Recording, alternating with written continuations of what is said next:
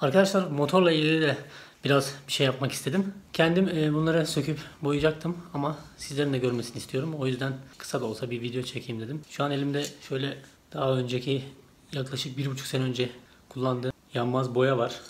300 dereceye kadar dayanıklıydı burada. Kaç yazıyor? 600 dereceye kadar dayanıklıymış.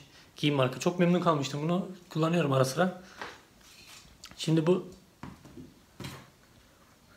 radyatör hortumunu söktüm, temizledim. Güzelce bunu kırmızıya boyayacağım.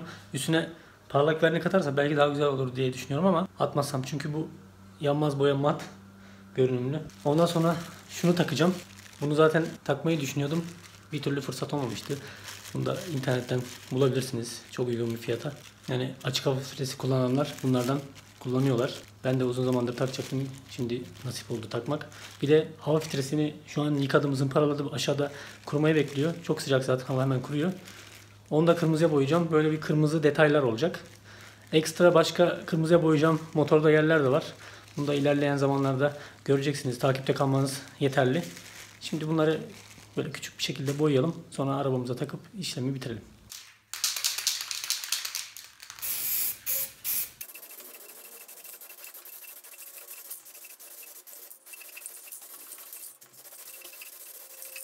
Şu anda 2 kat boya bitti. Şu şekilde mat duruyor. Bunun üzerine vernik geçmek gerekiyor mu acaba?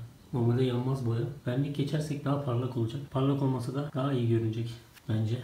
Ben bunun üzerine bir tane daha bir kat vernik atayım en azından. Güzel bir görüntü alalım. Bu hava filtresini de bilen biliyor mu? Bilmeyenler için sağ üst köşeye kart bırakıyorum. Oradan bunun yapılışını izleyebilirsiniz. Böyle ilginç bir şey, izlemenizi tavsiye ederim.